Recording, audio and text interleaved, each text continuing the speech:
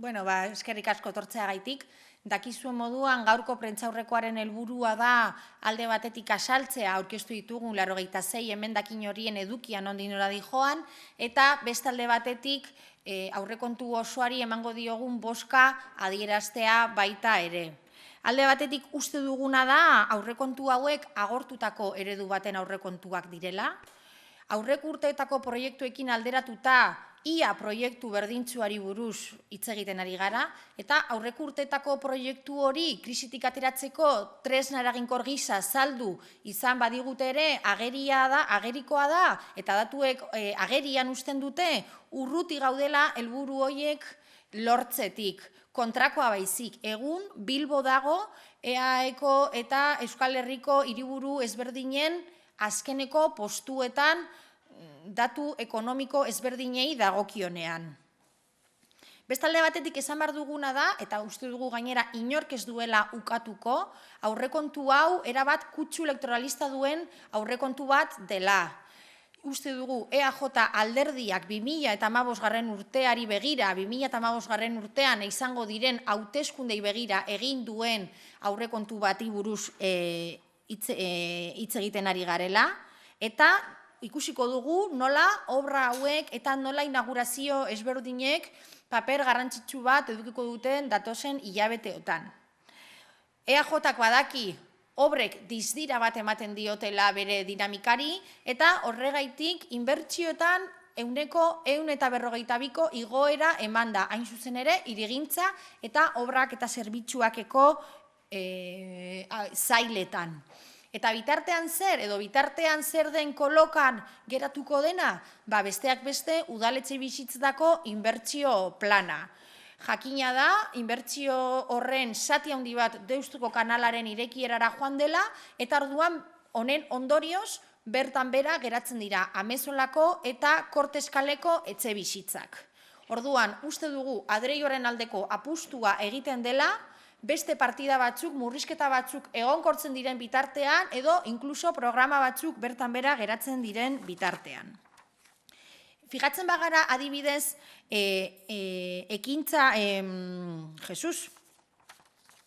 gizarte ekintzako zailean, zail honek pisu espezifikoa galtzen du aurrekontu orokorrean, aurreko urtearekin alderatuta, soilik partidetako bat igotzen da, pobreziari planari dagokiona, eta pisu espezifiko hori txikitzen da, 8,89tik 8,18ra. Eta, esan beharrik ez dago momentu honetan, aurreko urtearekin alderatuta, behar izanak handiagoak direla.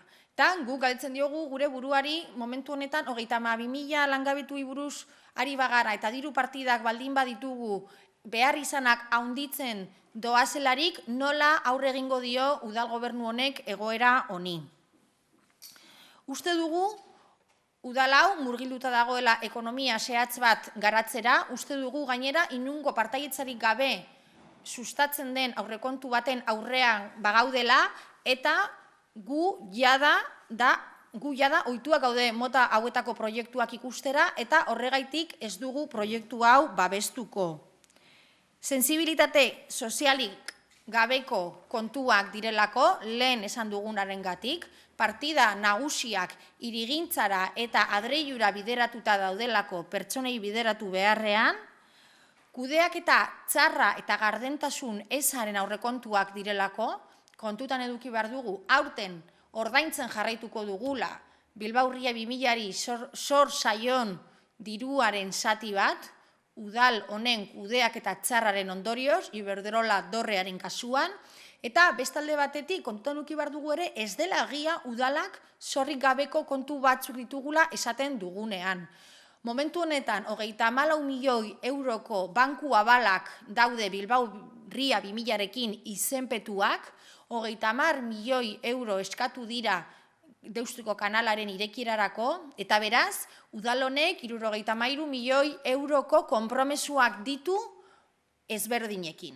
Orduan, zorrik gabeko udaletxe baten aurrean ez gaude. Bestalde batetik, jarduera ekonomikoa eta enplegua sortzeko ikuspegi estrategikorik ez duten aurrekontu batzuen aurrean ari gara.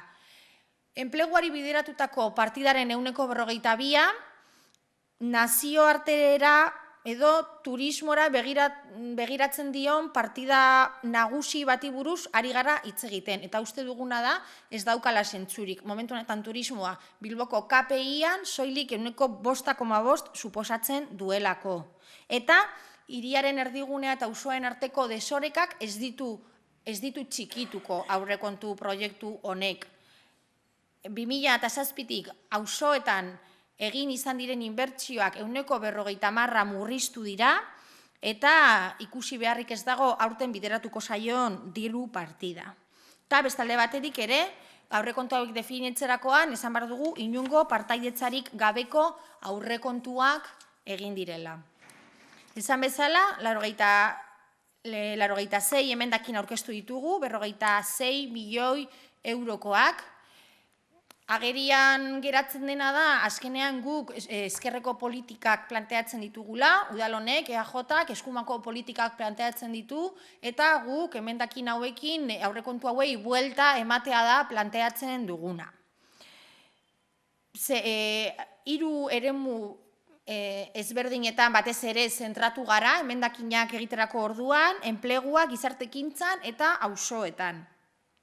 Enpleguari dagokionez, esan bezala, ezin dugu inbertsio guztia turismoari bideratutako enpleguan zentratu, horregaitik 2 milioi euro planteatzen ditugu, baina I+D+I delako industria garatu ahal izateko, gizarte ekintzan, esan bezala, partida gehienak berdin geratzen dira, eta uste dugu behar izanak haundituz doazen heinean, haunditu bar direla ere partida hauek, horregaitik 9 milioi gehiago eskaintzea eskatzen dugu, besteak beste 400.000 laguntza sozialetarako, eta baita ere eskatu dugu oinarrizko gizarte ekintza urgentziazko bizitoki gizarteratze programa eta txikiak, familiak eta ezintasunak dituzten pertsonei bideratutako programak indartzeko.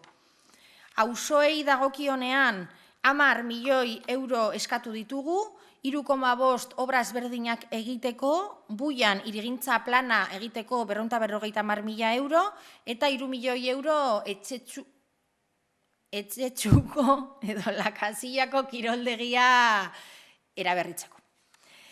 Berdintasuna. Ulertezina da, momentu honetan gobernu honek soilik aurrekontuaren 0,25 bideratzea hain estrategikoa eta hain beharrezkoa den berdintasuna bezalako sail batera. Planteatzen dugu 5,5 milioi euro gehitzea aurrekontu honi, non 3 milioi euro hiri debekatuaren mapan identifikatutako gune beltz horiekin bukatzeko helburua izango zuten, eta 1,5 milioi euro indarkeria sufritzen duten emakumei laguntzeko. Parte hartzeri dagokionez, urtero eskatzen dugun emendakin bat, planteatzen dugu aurrekontuak jendartearen parte hartzarekin egin behar direla, eta horretarako emendakin bat sartu dugu, eta euskerako sailari dagokionean egun duen aurrekontua 93% handitzea planteatzen dugu. Euskarazko komunikabidentzat 400.000 eurorekin laguntzea, Otxarkoagan duela 2 urtera arte baziren euskara klaseak berreskuratzera, edota euskara ikasteko diru laguntz orokorrak 150.000 eurorekin laguntzea. Hezkuntzari dagokionean 2 milioi euro, 2 aurreskola berri egiteko, bat Zazpikaleetan eta bestea Zurbaranbarrin, eta baita ere planteatzen duguna da aurreskoletan lehen 2010 urtera arte zegoen jantoki zerbitzuan laguntzeko partida berri bat gehitzea. Eta baita ere Bilboko eskola publiko guztiek patio estali bat izateko hainbat urtetako plana. Irisgarritasunari dagokionean, mugikortasun plana abian jartzeko eta hainbat programa martxan jartzeko emendakin bat, baita ere 6 bizikleta puntu berri auzoetara zabaltzeko ere beste emendakin bat, eta 50.000 euroko partida Altamiran eta Artazugoikoan auzoetarako sarbide mekaniko berriak ezartzeko.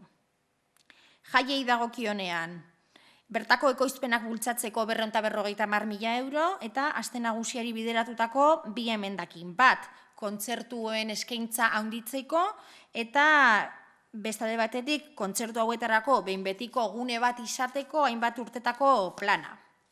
Eta kirolari dagokionez bukatzeko, esatea planteatzen dugu lakentzea kirol sailak, kirol profesionalari ematen dizkion diru laguntzak, hain zuzen ere Bilbao Basketi, eta beste batzuei baita ere, eta inbertitzea diru hau eskola kirol eta emakumezkoen kirolean.